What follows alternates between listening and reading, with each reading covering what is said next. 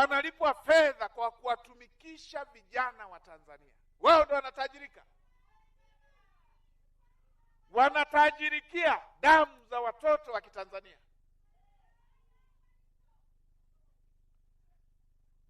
Imetokea ile mwaka jana walirundikwa wengine katika nchi mojawapo, wengine si nchi gani, wametawanywa katika baadhi ya nchi. Mtu mmoja analipwa bilioni 5, bilioni 2 ili awachochee vijana wa Kitanzania, na anaambiwa wakifa wengi atapewa fedha nyingi zaidi. Wanafanyia biashara maisha ya Watanzania, na mnataka tuwachekee? Tuliwakamata baadhi yao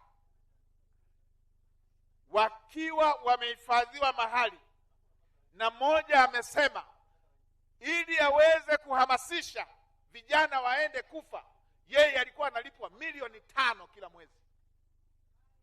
Wewe unapewa tu chupa ya petroli, unaambiwa nenda kauane kule, mwenzako ili alipwe. Unaambiwa nenda kachome nchi yako, mwenzako ili alipwe.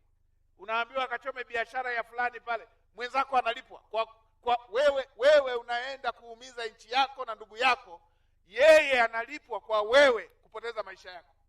Haya lazima tuamke na kila mmoja ayakatae.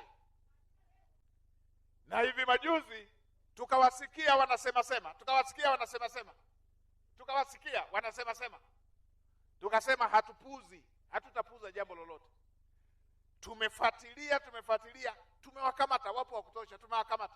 Mmoja anasema alikuwa analipwa milioni 3 kila mwezi, na kwamba ameahidiwa milioni 100 kama atapeleka vijana wakafe.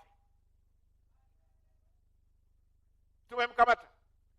Mwingine mkoa mmoja kule kusini walikuwa wanawatengenezea vibomu vya asili hivi, analipwa milioni 5, ameambiwa akipeleka vijana wakafe yeye atalipwa milioni 300.